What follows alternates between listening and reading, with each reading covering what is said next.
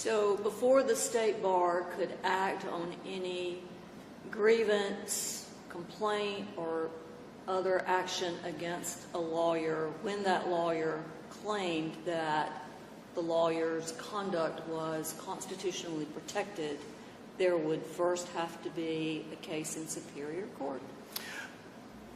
If the lawyer asserts that, as the defendant below, which I'll refer to myself in the third person, did, the defendant below in this case sought a declaratory judgment of his rights to free speech and asked for an injunction prior to the case going forward.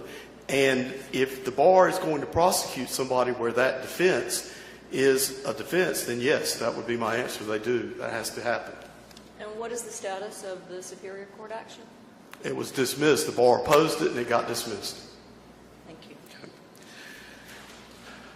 Now, the bar says that the Disciplinary Hearing Commission is an independent court that sits as judge and jury and alone decides punishment.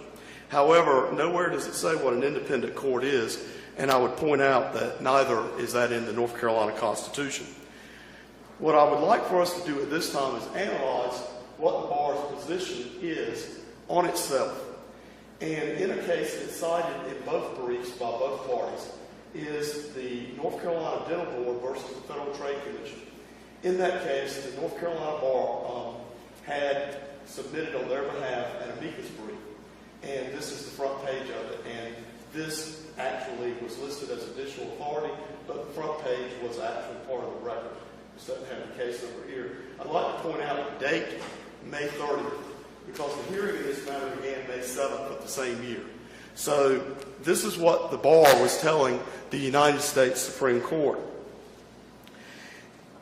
On page 17 of the amicus brief, the bar says that subjecting state agencies to active supervision by the legislature or the judiciary or by state officials who are not market participants would be impractical, cumbersome, and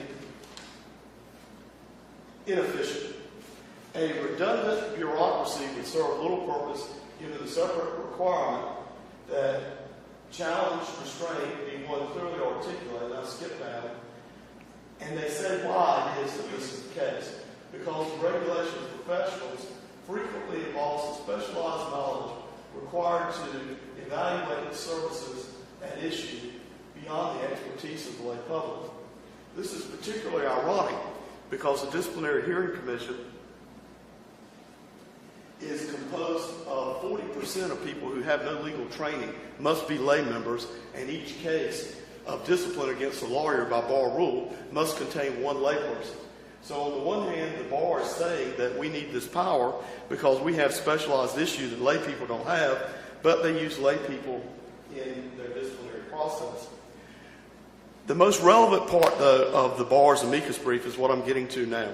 In part 4 of their brief, and this is what they told the United States Supreme Court 23 days after the hearing began in this case, that the Fourth Circuit decision ignores that aggrieved parties have adequate remedies under state law for any misconduct. So this is the bar saying to the Supreme Court, don't say that we have to have adequate supervision. There's plenty of things people can do right now. What are those things that people can do right now? On page 27, they say, in North Carolina, for example, aggrieved individuals may seek declaratory or injunctive relief or the enforcement of constitutional rights in the Superior Court, which is what Justice Stevens just asked me about. The bar is saying you can do that. See Gilbert versus NC State Bar. Noting, quoting Gilbert, the Superior Court Division has original subject matter jurisdiction over constitutional claims. Then it goes on to state that many agencies are subject to contested case proceedings under the Administrative Procedures Act, Chapter 150, to resolve claims that those agencies acted improperly or in excess of their authority. Finally, you can seek a petition for writ for an agency that acts in excess. Okay. Well, the defendant in this case did practically every one of those things, and although they told the Supreme Court that those are things you can do to check the power of an agency like the bar and the DHC, they found them to be 3 aggravating factors for additional punishment. Now, they never mentioned that the case in district court and state court and the petition for writ of prohibition are all based on the First Amendment freedom of speech, but the Disciplinary Hearing Commission determined efforts that the bar was telling the Supreme Court were entirely correct and proper or the basis for punishment. Mr. Sutton, where in the order of discipline does it state that? Say what? Where in the order of discipline does it state that those were considered aggravating factors by the bar? On page 22, paragraphs 8, 9, and 10 that I highlighted. It doesn't mention that the basis was the First Amendment freedom of speech, but it cites the case numbers and says that it shows disrespect for the self-regulation of the bar, which, by the way, is a myth. One of the additional authorities that I cited was a very good law article from the Minnesota Law Review, and it explains how we got to where we are. In the 60s, the latter 60s, I believe, the American Bar Association did a study called the Clark Commission, and they determined that the bars around the country really weren't doing a good job of disciplining them. And one of the criticisms was that the courts were not stepping up to the plate, so to speak, regarding their inherent role to regulate the legal profession.